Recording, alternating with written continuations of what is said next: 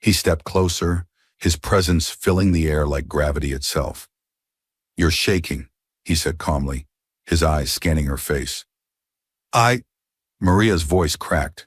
She clutched her handbag tighter. "I shouldn't be here. Yet here you are." His tone was low, not mocking, but it left no room for escape. She swallowed hard. "I only came because you needed money," he finished for her, his voice cutting through her fumbling words. His jaw tightened briefly. "Always money." Her cheeks burned. She lowered her eyes, ashamed, yet too desperate to walk out. Her father's face haunted her every thought, and her mother's sharp voice echoed in her ears. Lawrence stepped closer, so close she could smell the faint cologne on his shirt. Rich, sharp, intoxicating. He lifted a hand as though to brush her cheek, but stopped short, his fingers hovering in the air. "If you're nervous," he said quietly, "you can leave. I won't stop you." Maria blinked, startled. For a moment she saw a softness in his eyes, a crack in the marble. But before she could respond, the silence stretched between them, heavy with possibility. Something inside her gave way, a reckless, desperate part of her that longed for escape, for release from the weight she carried every day. Slowly she stepped closer. Her lips parted as she whispered, "I don't want to leave." Then before fear could stop her, she kissed him. The contact was clumsy, trembling, but real. Her hands shook against his chest as if her body wasn't sure what it was doing. Lawrence froze for a moment, his entire body stiffening. Then, slowly, he returned the kiss. His hands moved to her back, steady and controlled, pulling her gently closer. The world outside disappeared. The chandeliers, the velvet curtains, the marble floors, all of it blurred into nothing. There was only his touch and her trembling breath. He lifted her carefully, as though she might break, and carried her to the bed. Every second felt unreal to Maria. Her heart pounded so loudly she thought he might hear it echoing in the room. Fear clashed with shame, but beneath both was a dangerous yearning she couldn't deny. Lawrence's movements were careful, patient, almost tender, so unlike the coldness she had expected from him. His eyes softened when he noticed her inexperience, his pace slowing as if he refused to overwhelm her. For Maria, it was both terrifying and strangely gentle. When the night finally surrendered to silence, she lay curled on the bed, staring at the ceiling, her body trembling with the weight of what she had given away.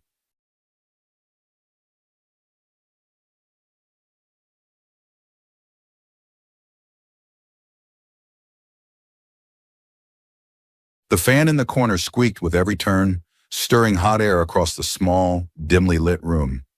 The cracked walls bore the stains of years of struggle, and the smell of boiled beans hung in the air. Maria sat quietly on a worn couch, her knees drawn up, her cracked phone cradled in her hand. Her eyes, once quick to shine, were heavy now, haunted. Just a few feet away, her father sat motionless in his wheelchair. His shoulders were still broad, a ghost of the strong man he once was, but his legs were useless now, folded under a blanket that could not warm his pride. Maria's gaze lingered on him. Each time she looked at his face, at the softness that masked years of sacrifice, guilt clawed at her chest. This was the man who had once rushed into the street to push her out of the path of a speeding car. He had saved her life that day but lost the use of his legs forever. Since then, her world had unraveled. Medical bills devoured their savings, and prayers went unanswered. The doctor's words echoed in her mind, stabbing her like knives. "If he doesn't have this surgery, your father may never stand again." Maria pressed her cracked phone to her forehead, her other hand tightening around the fabric of her worn skirt. She scrolled through endless classifieds late into the night. House cleaning jobs, babysitting offers, anything that could bring in money. But it was never enough. She already skipped meals, washing clothes for neighbors to afford medicine. She stayed awake tutoring children in the evenings, her voice steady even when her stomach growled with emptiness. And still, it was never enough. Her mother's voice, sharp and unforgiving, rang in her ears.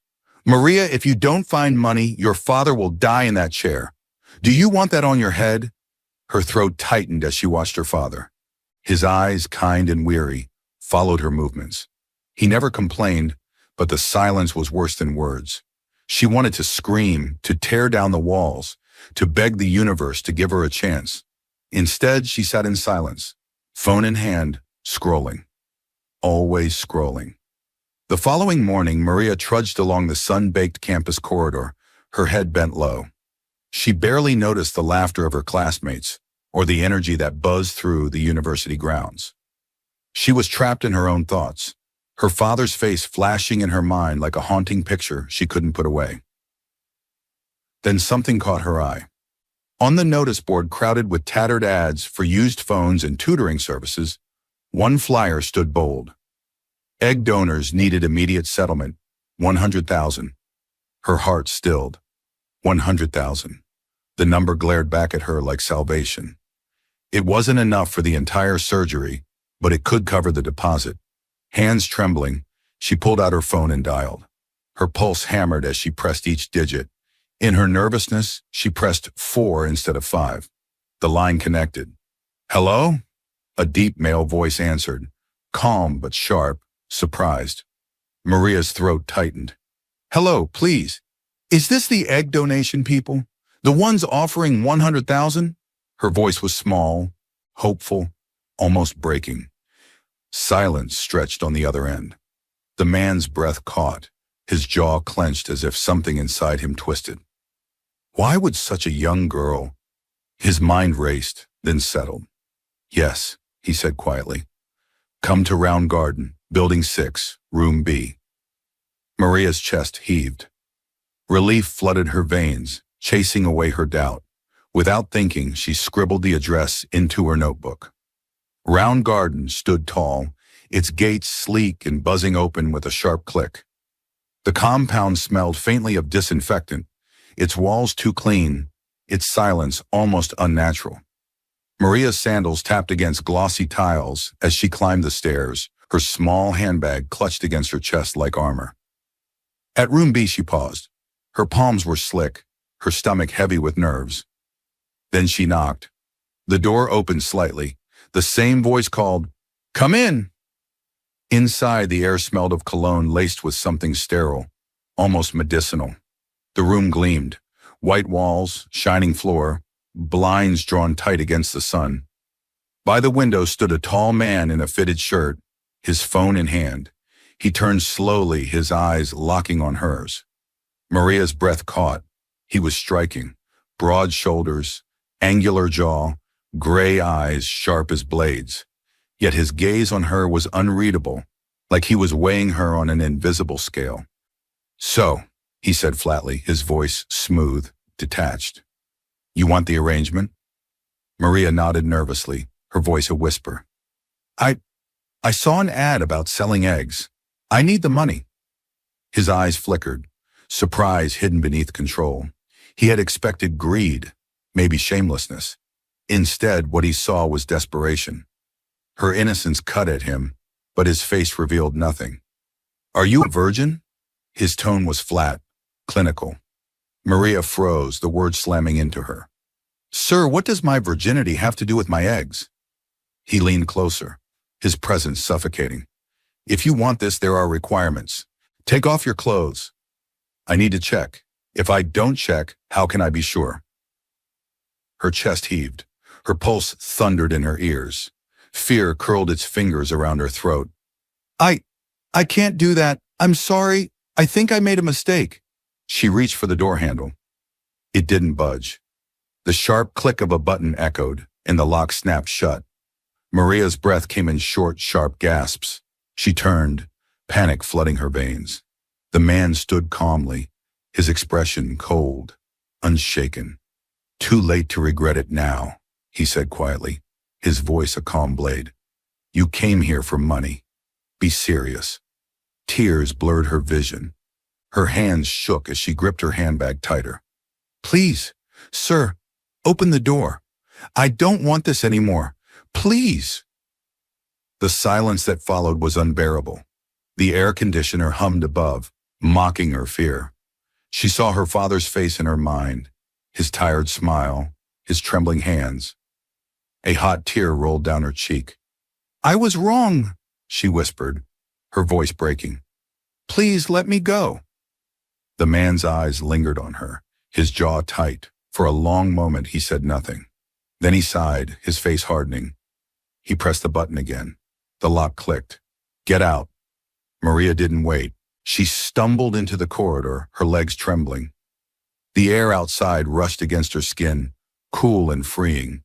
She hurried down the stairs, hugging herself as though she could hold her breaking heart together. Outside, the compound seemed brighter, but she felt darker inside. Behind the locked door, Lawrence leaned against the wall, jaw clenched. His chest rose and fell as he replayed her face in his mind. The fear, the innocence, the desperation. He hadn't meant to terrify her, yet he knew it was the only way. He whispered under his breath, almost like a prayer. "Don't do something foolish, girl. Don't sell your body. Don't sell your eggs. It will ruin you." Maria walked home that evening, her hands trembling, her eyes dry from crying too much. The money still haunted her. 100,000 had dangled in front of her like rescue, but now it felt like a pit. When she pushed open the crooked wooden door of her house, her mother's sharp voice greeted her instantly. "Maria, where is the money?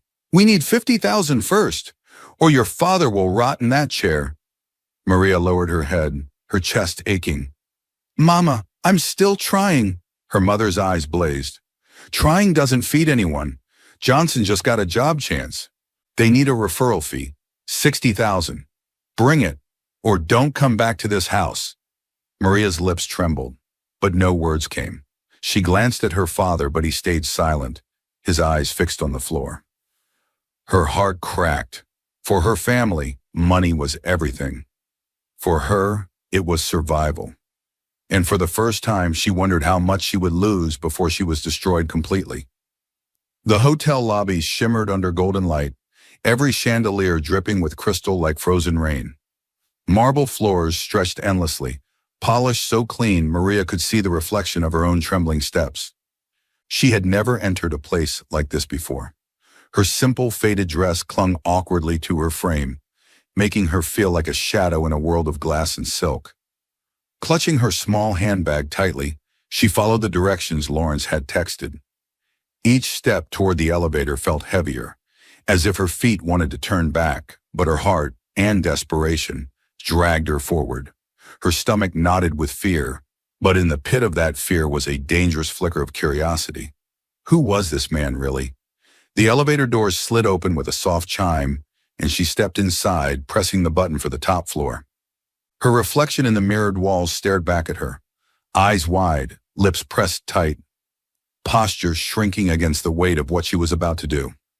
When the elevator doors opened again, the hallway was quiet, lined with thick carpets that muted her footsteps. She found the suite number and hesitated, her hand hovering over the door. She almost turned away. Almost, but then she knocked. The door opened. Lawrence stood there, tall and composed in a crisp white shirt that fit across his broad shoulders, like it had been sewn for him alone. His piercing gray eyes locked on hers instantly. Maria's breath hitched. Those eyes, unreadable, steady, yet dangerous, pulled something from her chest she couldn't name. "Come in," he said softly. The suite was breathtaking. Warm, golden light filled the space, glowing off chandeliers and gilded decor. A king-size bed stood neatly made in the center, white linen crisp as snow. Velvet curtains framed tall windows that revealed the glittering city lights of Lagos outside. Maria stood frozen just inside the door, her faded dress and worn shoes mocking her in the opulence of the room. Lawrence closed the door behind her with a soft click, the sound echoing louder in her mind than it should. He stepped closer, his presence filling the air like gravity itself. "You're shaking," he said calmly, his eyes scanning her face. Maria's voice cracked. She clutched her handbag tighter. "I shouldn't be here. Yet here you are." His tone was low, not mocking, but it left no room for escape. She swallowed hard. I only came because you needed money, he finished for her, his voice cutting through her fumbling words. His jaw tightened briefly. Always money. Her cheeks burned. She lowered her eyes, ashamed, yet too desperate to walk out. Her father's face haunted her every thought, and her mother's sharp voice echoed in her ears. Lawrence stepped closer, so close she could smell the faint cologne on his shirt. Rich, sharp, intoxicating. He lifted a hand as though to brush her cheek, but stopped short, his fingers hovering in the air. If you're nervous, he said quietly, you can leave. I won't stop you. Maria blinked, startled. For a moment she saw a softness in his eyes, a crack in the marble. But before she could respond, the silence stretched between them, heavy with possibility. Something inside her gave way, a reckless, desperate part of her that longed for escape, for release from the weight she carried every day. Slowly she stepped closer. Her lips parted as she whispered, I don't want to leave. Then before fear could stop her, she kissed him. The contact was clumsy, trembling, but real. Her hands shook against his chest as if her body wasn't sure what it was doing. Lawrence froze for a moment, his entire body stiffening. Then, slowly, he returned the kiss. His hands moved to her back, steady and controlled, pulling her gently closer. The world outside disappeared. The chandeliers, the velvet curtains, the marble floors, all of it blurred into nothing. There was only his touch and her trembling breath. He lifted her carefully, as though she might break, and carried her to the bed. Every second felt unreal to Maria. Her heart pounded so loudly she thought he might hear it echoing in the room. Fear clashed with shame, but beneath both was a dangerous yearning she couldn't deny. Lawrence's movements were careful, patient, almost tender, so unlike the coldness she had expected from him. His eyes softened when he noticed her inexperience, his pace slowing as if he refused to overwhelm her. For Maria, it was both terrifying and strangely gentle. When the night finally surrendered to silence, she lay curled on the bed, staring at the ceiling, her body trembling with the weight of what she had given away. Lawrence's steady breathing filled the room beside her, but Maria's chest ached. Her father's face returned to her mind, her mother's words, the desperation that had led her here. Sleep eluded her. Dawn broke quietly. Sunlight spilled through the tall windows, painting the suite in soft gold. The city below stirred awake, the sound of distant cars muffled by glass. Maria sat at the edge of the bed, her head bowed, her hands twisting in her lap. Her faded dress was back on her shoulders, her hair falling around her face in loose waves. Shame clung to her like a second skin. She didn't dare look back at him. She didn't know if she could bear the expression on his face, whether it would be disgust, pity, or worse, indifference. Lawrence moved behind her, silent. She heard the faint rustle of his wallet opening. When she finally glanced back, her breath caught.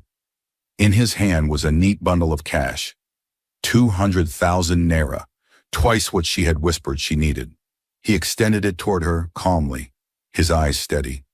Take it, he said quietly. Not because of what happened. Just take it. Maria's hands trembled violently as she accepted the money. The weight of it burned in her palms. She whispered a shaky, thank you, her eyes fixed firmly on the floor. For him, it seemed simple. For her, it was everything. She rose, clutching the bundle against her chest, her body heavy with shame. When she reached the door, she paused for a heartbeat, her back to him.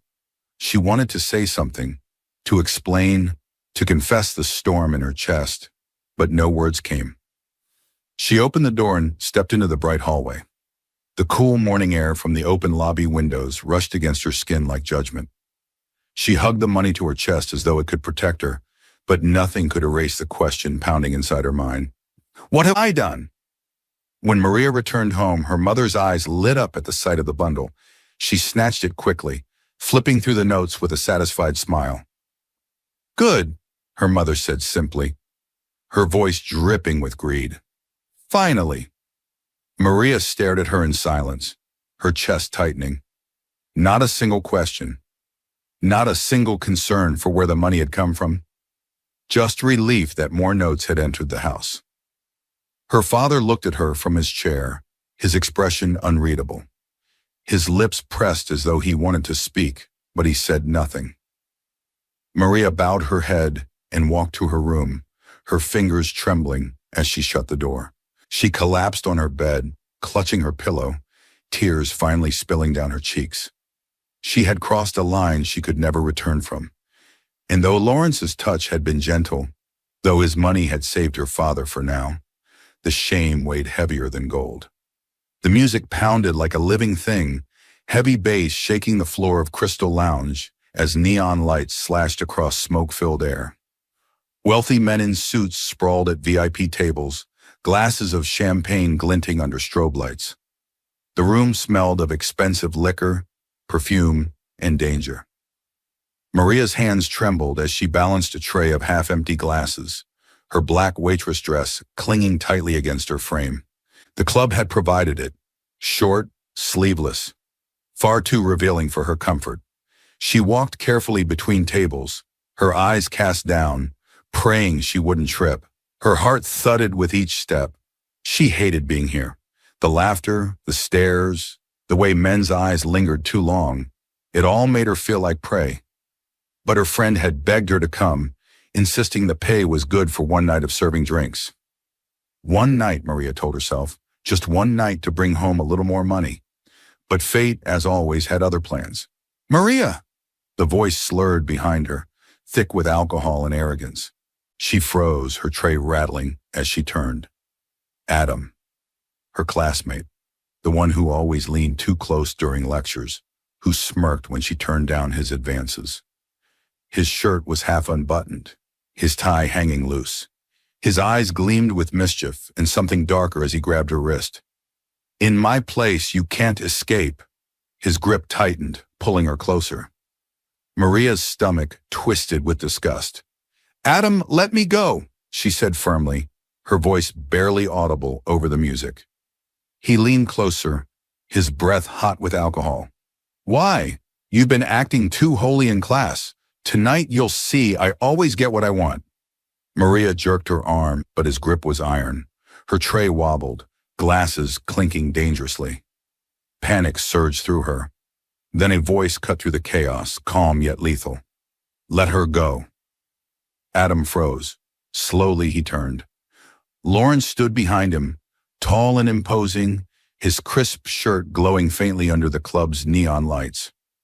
His gray eyes blazed with cold fury, his jaw tight, his presence so commanding that conversations around them faltered.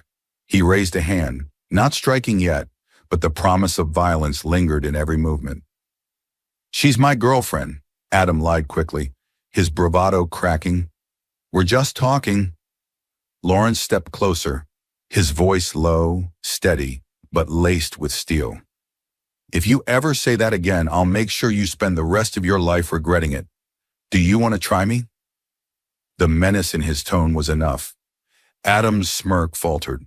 He released Maria's wrist, muttering something under his breath before storming off, pride bleeding from his posture. Maria stood frozen, her tray trembling in her hands, her breath shallow. Lawrence turned to her, his expression softening, his voice quieter now. Are you all right? She nodded quickly, though her heart was pounding so loudly she thought the whole club could hear it. She tried to slip away, but his gaze followed her every step. For the second time, he had been her shield, protective, possessive, and though she didn't understand why, she felt her life sinking deeper into his orbit. The night ended with Maria walking out of the club alone, the neon lights fading behind her.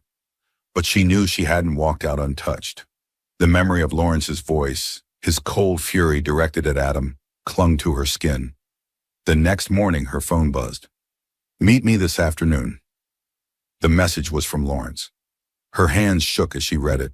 Every part of her screamed to ignore it, to walk away. But something inside her, a mixture of fear, gratitude, and something she dared not name, pulled her toward him again. When she arrived, he was waiting in a black SUV parked neatly by the roadside. He opened the door without a word. The ride was silent, only the hum of the engine filling the air. Maria hugged her handbag tightly, staring out at the city racing past, the chaos of yellow buses, street vendors waving sachets of water, the bright billboards advertising wealth she could never touch. They drove away from the noise, the streets growing quieter, the houses taller, the gates higher. Banana Island. The SUV stopped in front of a sleek, modern building with glass walls that gleamed under the sun. Maria's stomach tightened. She followed Lawrence inside, her sandals soft against marble floors that smelled faintly of lavender. The elevator ride stretched endlessly, silence pressing against her chest. When the doors opened, they stepped into a wide hallway. Lawrence led her to a door, pulled out a keycard, and unlocked it with a soft beep. Maria stepped inside and gasped. The apartment looked like a dream. Sleek sofas lined in cream leather, a polished glass dining table, curtains heavy and rich, and a queen-sized bed dressed in crisp white sheets. Every piece of furniture gleamed as though it had just been arranged, untouched. The faint scent of newness lingered in the air. Maria froze, hugging her handbag tighter. She felt small, like an imposter in a world not hers. Lawrence turned, his eyes steady, his voice calm but intense. "This is your new home." Her lips parted in shock. "What? No, I can't stay here." "Yes, you can, and you will."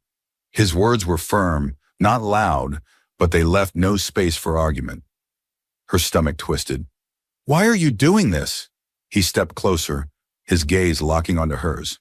"Because you need safety, because the world will swallow you if you keep struggling alone, and because I want you safe." Maria shook her head, her voice trembling. "Safe or trapped?" For a moment, silence stretched. His jaw tightened, his eyes unreadable. Then his voice dropped lower, almost a whisper. "Name your price, Maria. I don't want you for one night. I want you for as long as you'll stay." Her chest heaved. She wanted to scream, to run, to collapse in his arms, all at once. Instead, she clutched her handbag tighter and shook her head. "This is insane. You can't just decide this for me." His expression softened slightly, but the intensity in his eyes never wavered. "I don't care what you call it, protection, possession, but I won't stand by while you're left vulnerable again. Not after last night." Maria turned away, staring at the glittering city skyline through the window. The view stretched endlessly, towering skyscrapers, the lagoon shimmering in the distance. For the first time in her life, she stood in a place where she could see the city from above, yet she had never felt smaller. "I can't live here for free," she whispered, her voice breaking the silence. "Then call it rent," he replied instantly. $2,000 a month. Pay me whatever you can." She knew the true cost of this apartment was far beyond her reach, yet she nodded, relief and fear tangled in her chest. "I'll pay," she promised. Lawrence's gaze softened. "That's all I ask." That evening, he came to help her move. He carried her small box of books, her faded clothes folded into a single bag. He placed them gently in the corner of the sleek apartment, his presence filling the space. Maria stood by the door, her arms wrapped around herself. She didn't know if she felt safer now or more caged than ever. Lawrence lingered, watching her quietly. The air between them was heavy, charged with something neither could name. He finally turned toward the door. "You're in my world now," he said softly, almost to himself. The door clicked shut behind him, leaving Maria in silence. She looked around at the gleaming apartment, the untouched bed, the polished table, the heavy curtains.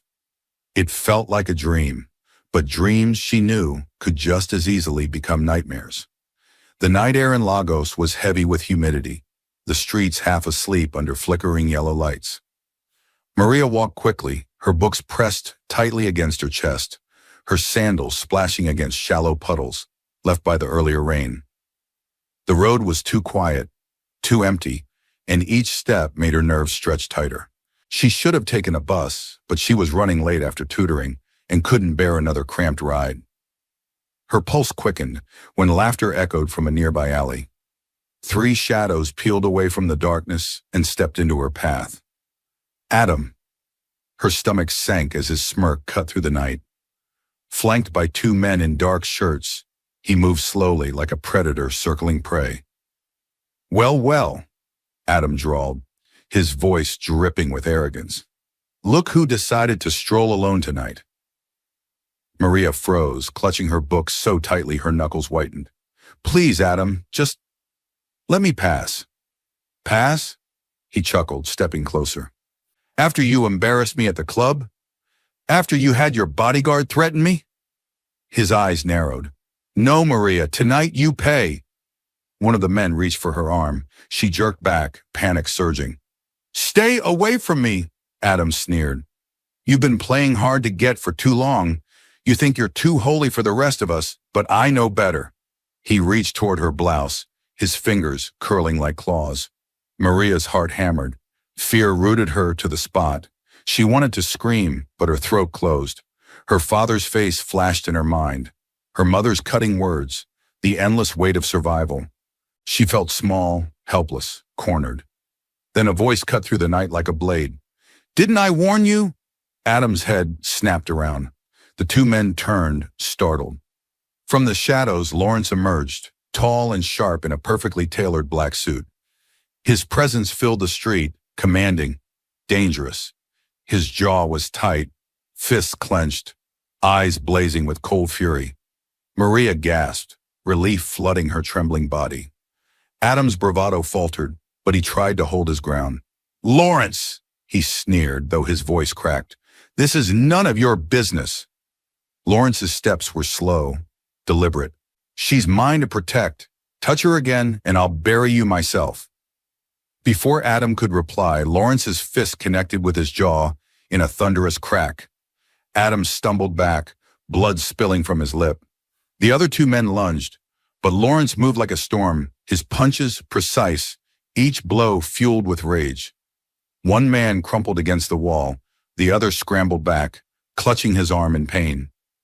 Maria pressed against the side of a building, her books clutched to her chest, her breath ragged. She watched in shock as Lawrence fought, every strike echoing with a promise. He would not let her fall, no matter what. When Adam hit the ground again, groaning, Lawrence grabbed his collar and shoved him against the wall. "I told you," he snarled, his voice low and lethal. "Stay away from her." Adam spat blood, sneering even through the pain. "You'll regret this. Do you know who my father is? A politician. He'll crush you both." Lawrence's eyes hardened. "Threaten her again, and I'll make sure you rot in jail before your father can lift a finger." He shoved Adam to the ground, stepping back as his men scrambled to drag him away. Silence fell. Maria trembled, her breath shallow, tears spilling down her cheeks. Lawrence turned to her, his chest heaving from the fight. His expression softened instantly when his eyes met hers. "You're safe now," he said gently. Maria shook her head, hugging her books tighter. You can't keep doing this," her voice cracked. "Every time you save me, I feel like I'm sinking deeper into your control." He stepped closer, his hand almost reaching for hers before he stopped. "I'm not controlling you, Maria. I'm protecting you." Her tears burned hotter. "But what's the difference? You fight my battles. You decide where I live. You show up when I can't even breathe on my own. I don't know if you're saving me or caging me."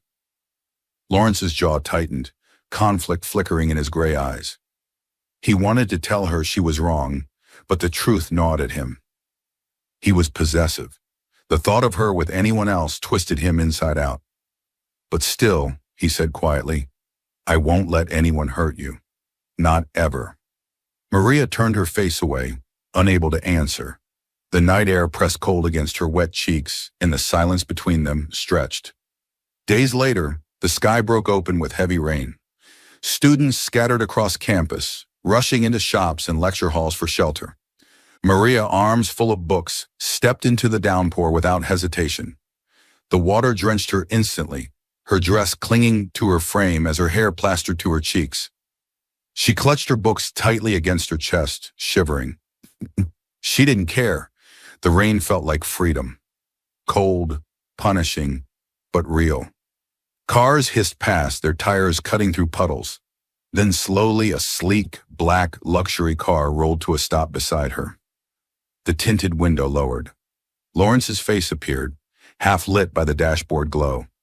His lips curved into the faintest half smile, his eyes glinting with something between amusement and warning. "Get in," he said simply. Maria froze, raindrops dripping from her lashes. "No, I can't." Her voice shook. "I can't always depend on you." His smirk deepened, though his eyes softened. "Don't be stubborn. You're shivering." She clutched her books tighter. "I don't want to owe you more than I already do." "Then don't call it a favor," he said, his voice calm but firm. "Call it what it is. Protection." Maria's breath caught. Every word from him felt like a chain and a lifeline at the same time. He extended his hand, palm open, steady, his voice lowered, teasing but heavy with meaning. "Beg me to take you home." Her cheeks burned under the rain. For a long moment, she stood frozen, her pride warring with her exhaustion, her fear with her desperate need for shelter. Finally, trembling, she whispered, "Please, take me home, sir." Lawrence's smile softened, almost tender. "That's better." The lock clicked open. Maria slid into the warm leather interior, the scent of his cologne enveloping her instantly. Her books lay damp in her lap, her fingers trembling. The rain pounded against the windows, but inside the silence was deafening. Lawrence didn't look at her as he pulled away from the curb, but his presence filled every corner of the car. Maria sat rigid, her chest heavy. For all her resistance, she couldn't deny the truth. Each time he saved her, each time he reached out his hand, she fell deeper into something she wasn't sure she could escape. Safety or possession, she no longer knew the difference. And yet when she glanced at him through wet lashes, her heart betrayed her. Because she wasn't afraid of him anymore. She was afraid of what she was beginning to feel for him. The house smelled of kerosene and damp clothes. Rain had seeped through the patched roof again, dripping in slow, mocking taps into a plastic basin in the corner. Maria stood by the kitchen door, her chest tight with exhaustion after another long day. The stack of notes Lawrence had given her, money that should have felt like rescue, had only brought more chaos. Her mother's greed grew hungrier with every naira, her demands louder, her contempt sharper. Tonight, the storm finally broke. Maria entered the small sitting room and froze. Her mother stood in the center, sharp-faced and wild-eyed, clutching a bottle of pesticide. The cap was already twisted open, the chemical smell cutting sharply through the air. "If you don't bring more money," her mother screamed, her voice hoarse, "I'll drink this and end everything. I swear it on my life, Maria." Maria's heart stopped. The books in her arms fell to the ground with a soft thud. "Mama, no!" she cried, rushing forward. She fell to her knees, grabbing her mother's arm, her tears spilling instantly. "Please, don't do this." Her mother shook violently, her face twisted with rage and despair. "Do you want to watch me die? Do you want your father to rot useless in that chair while I bury myself alive? Is that what you want for us?"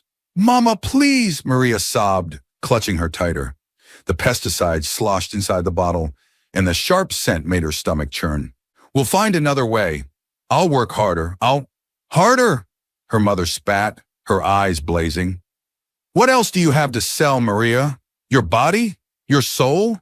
Because we both know you've already started down that path." The words cut like knives. Maria's sobs shook her entire body, her tears wetting her mother's hand as she begged. In the corner, her father sat silently in his wheelchair, his eyes fixed on the floor. He didn't speak. He didn't move. His silence was louder than the storm raging in the room. "Papa, say something," Maria pleaded, looking at him desperately, but he only clenched his jaw tighter, his eyes refusing to meet hers. Her mother jerked her arm away and raised the bottle higher. "If you don't get 50,000 by next week, Maria, I'll drink this, and you'll have my death on your hands." Maria collapsed fully to the floor. her forehead pressed against her mother's skirt, her voice breaking into gasps. Please, please, Mama, don't leave me. Don't do this. I'll find it. I swear I'll find the money. Just don't. For a moment, silence hung heavy, broken only by Maria's sobs and the slow drip of water from the roof. Then with a sharp movement, her mother lowered the bottle and slammed it onto the rickety table. Maria flinched, gasping in relief, though her body still trembled. Her mother looked down at her, with eyes filled not with relief but contempt. You think I'm bluffing? Keep testing me, Maria. One day you'll see me on the floor foaming at the mouth, and you'll know it was your fault. Maria's hands shook as she wiped her tears. Her chest burned, her heart torn between fury and despair. She wanted to scream, to ask why she was the only one carrying this crushing weight, but the words died in her throat. Then her mother's voice dropped, low and cold. Maybe it's time you knew the truth. Maybe then you'll understand why I can never love you the way you want me to. Maria blinked, confused. What? Truth? Her mother's lips curled into a bitter sneer. You're not even ours. The room seemed to tilt. Maria stumbled back, her hands trembling violently. What? She whispered. You heard me, her mother snapped, her voice rising again. You're not my daughter. You're not his daughter. She jabbed a finger toward the silent man in the wheelchair. You don't belong to us. You never did. Maria's breath caught. Her hand flew to her mouth, muffling a broken sob. Mama, no, that's not true. Please don't say that. Her mother's laugh was harsh, bitter. True? You think I would suffer like this for a child that isn't mine if it wasn't? We took you in, Maria, out of pity. You were abandoned, left with nothing. We gave you a name, a roof, food in your mouth. And what thanks do we get?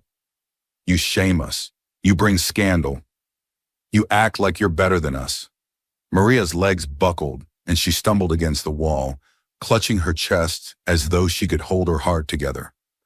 The revelation shattered her world in one cruel blow. Her father finally lifted his gaze, his eyes filled with a sadness too deep for words. But he said nothing. His silence was confirmation enough. Maria shook her head violently, tears streaming down her face. No, I am your daughter. You raised me. You can't just say this now. Her mother's face hardened. Believe what you want, but the truth doesn't change. You don't belong here. You never did. And don't think Lawrence doesn't know it too. Men like him can smell desperation. He doesn't care about you, Maria. He'll use you until you're nothing, then throw you away like the stray you are. The words tore through her like glass. Maria's sobs filled the room, raw and unrestrained.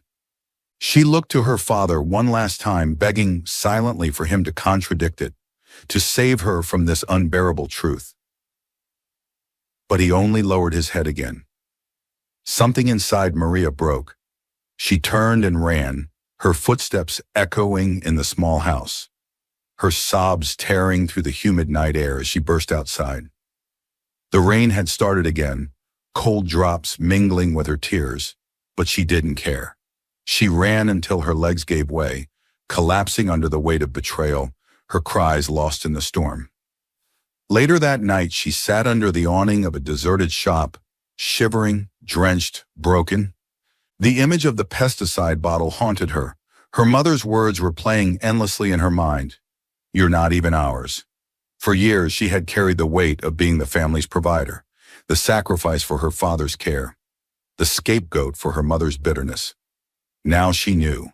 She had been living a lie all along. And yet, even in her despair, one thought flickered stubbornly in her heart. If she wasn't theirs, then who was she? The Wilson mansion was nothing like Maria had ever seen before. Its ivory columns soared into the night sky, its manicured lawns glistened with dew under carefully arranged garden lights, and the gilded gates whispered wealth in every creak of their hinges. Yet inside the grandeur, Maria's hands shook, as though she were still the frightened girl from the crumbling home in Surulere. The drawing room smelled faintly of lavender and old money. Heavy drapes framed tall windows, and oil paintings of past generations lined the walls. At the center sat Madame Ruth Wilson, her regal posture softened by trembling hands. Pearls glistened at her ears, but her eyes, red and wet, were fixed on the paper in front of her.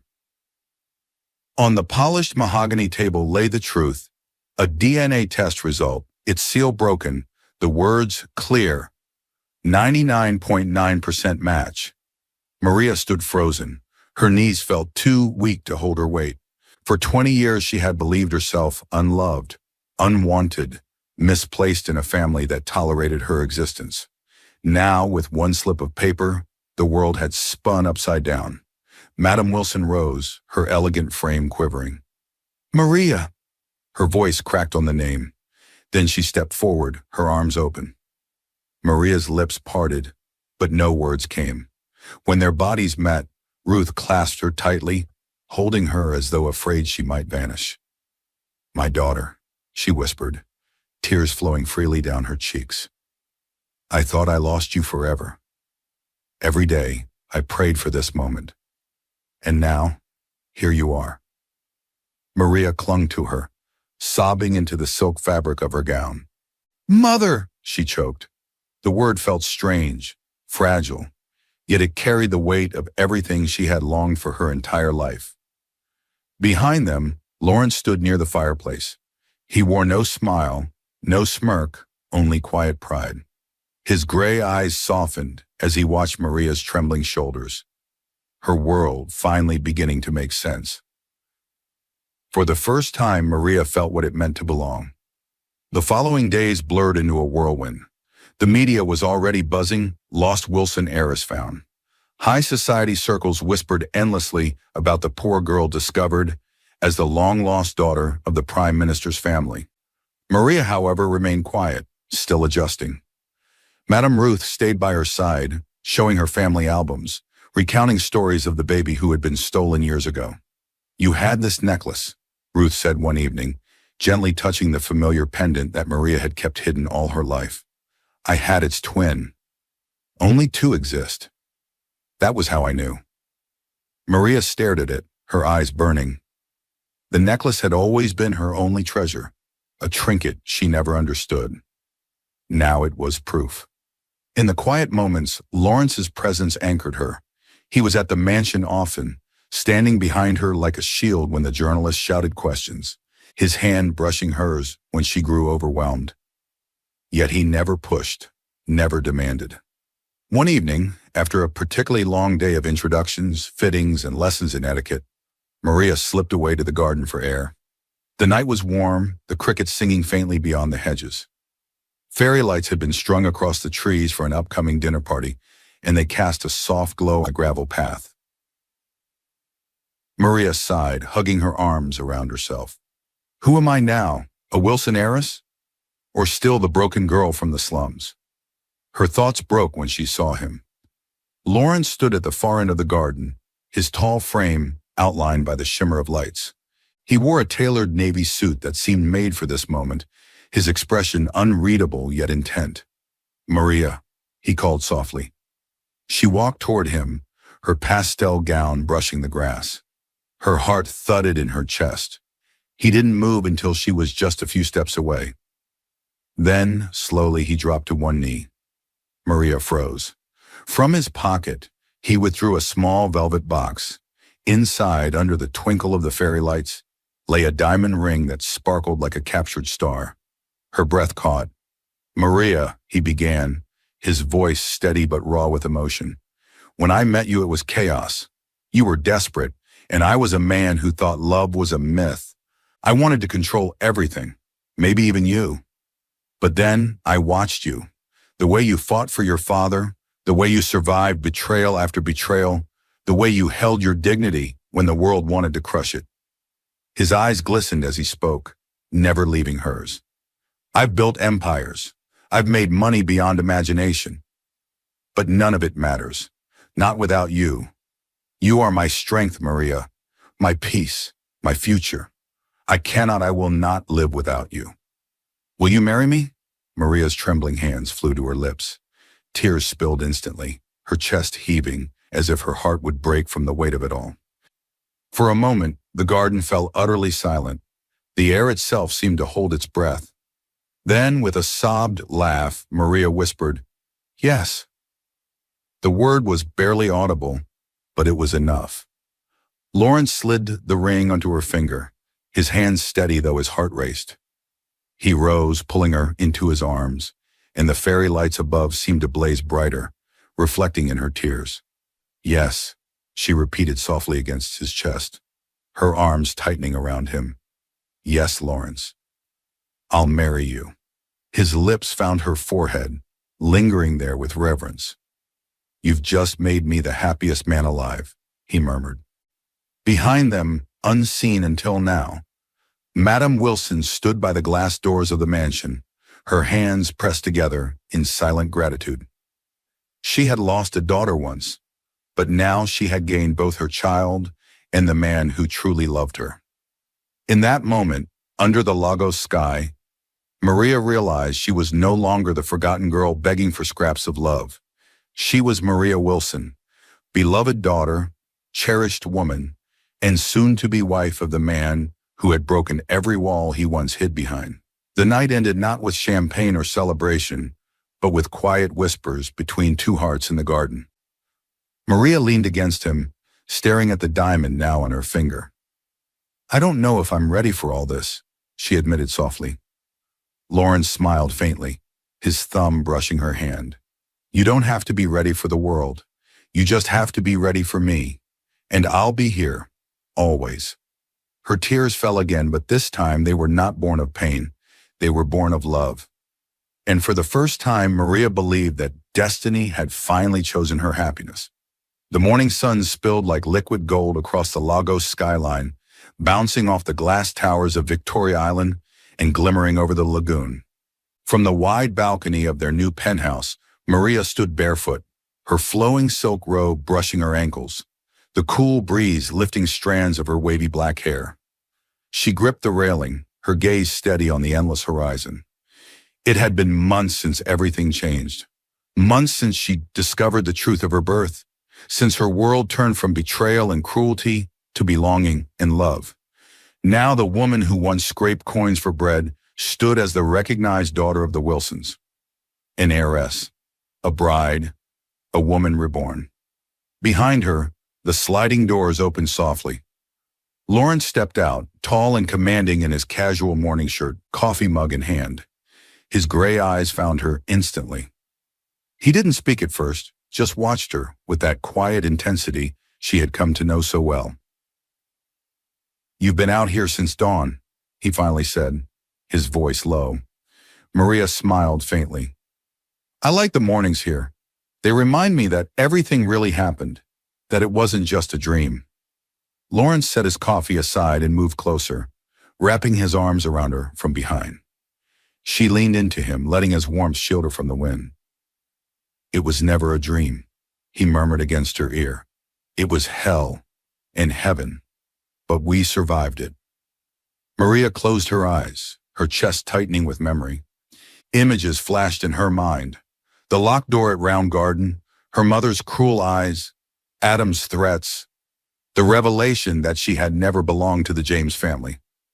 And then the moments that saved her, the DNA results, Ruth Wilson's arms around her, and Lawrence kneeling under the fairy lights with a ring that promised forever. "Yes," she whispered, "we survived." Their wedding had been nothing short of a spectacle. The most powerful families in Lagos and beyond had gathered under crystal chandeliers, the aisle lined with roses, the air heavy with perfume and whispered awe. Yet for Maria, the grandeur had blurred into insignificance. All she had seen was Lawrence waiting at the altar, his eyes burning with certainty. When the priest asked for vows, Lawrence's voice had been steady. "You are my heart, Maria, my strength, my peace. I will love you until my last breath." And she had answered with tears glistening on her cheeks. "You showed me I was worth loving. You are my home, Lawrence, forever." Now, weeks later, memory of that day still pulsed through her like a second heartbeat. Downstairs, the penthouse hummed with quiet life. The staff moved discreetly, preparing breakfast. On the marble counter sat a small bouquet of lilies, Lawrence's habit of leaving fresh flowers for her each morning. Maria turned from the balcony and walked inside, her bare feet soft against the polished floor. She paused by the dining table, her eyes falling on the morning papers. The headlines screamed of politics, business mergers, and celebrity scandals. But one headline caught her eye. From forgotten girl to heiress bride, the Wilson daughters' new life. Maria's stomach tightened. She still wasn't used to the constant gaze of the world. Every move she made seemed to ripple across society pages. Every smile, every step beside Lawrence was analyzed, praised, or criticized. She picked up the paper, her hand trembling. Sometimes I wonder if I'll ever just be Maria again. Not Maria Wilson, not the heiress, just me. Lawrence, who had followed her inside, tilted her chin up gently. You'll always be Maria.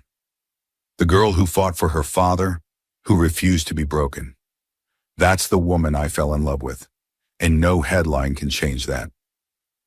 Her chest warmed at his words, the doubt easing. She leaned up and kissed him softly, grateful for the grounding presence he always gave. Later that afternoon, they drove to the Wilson mansion. The estate glowed in the late sunlight, fountains spraying arcs of silver, the gardens fragrant with jasmine. Inside, Madame Ruth was waiting in the sitting room, her face radiant with joy. My daughter, she greeted warmly, pulling Maria into an embrace. You look more like your father every day. He would have been so proud. Maria's throat tightened.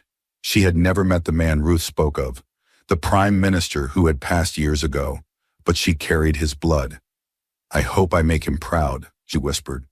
You already have, Ruth said firmly. Zoe entered then, her steps hesitant. For weeks after the revelation, her eyes had burned with jealousy, but slowly she had come to accept Maria as her sister. That day she smiled faintly, a fragile but genuine gesture. You're glowing, Maria. Married life suits you. Maria returned the smile. Sisterhood suits me too. For a moment, warmth lingered between them, the bond of family finally beginning to heal. That evening, as the city lights flickered awake beyond the mansion windows, Maria and Lawrence slipped away to the garden. The same garden where he had once dropped to his knee under fairy lights. The same garden where she had whispered yes with trembling hands. They sat on a stone bench, the night breeze cool against their faces. Lawrence's arm rested along the back, his fingers brushing her shoulder absent-mindedly. Maria, he said suddenly, his tone thoughtful, do you ever regret it? Meeting me the way you did? That wrong number call? She laughed softly, shaking her head. At first, yes. I thought it was the worst mistake of my life. But now? She turned to him, her eyes shining. Now I think it was fate. That call saved me. You saved me. Lawrence's lips curved into a rare, unguarded smile. And you saved me too.